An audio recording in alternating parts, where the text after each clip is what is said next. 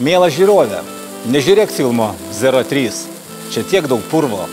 Čia vienintelis šviesos spindulys, tai yra tik tais kažkas panašaus į Euroviziją. Bet šiuo metu yra kalėdų metas, o kalėdos tai stebuklai, tai pasikeitimai. Ne vienas iš mūsų turbūt galvoja, kad nuo kalėdų arba nuo naujų metų pradėsiu gyventi kitaip.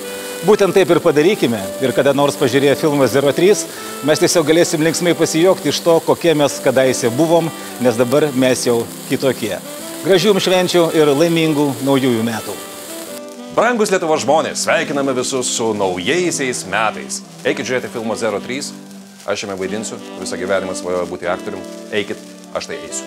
Sveikatos jums ir kad jūs būtumėt laimingi ir jūsų šeimos būtų laimingos, kad jūs dažnai važiuotumėte į Kanarų žiemą ilsėtis, kad jums užtekstų pinigų.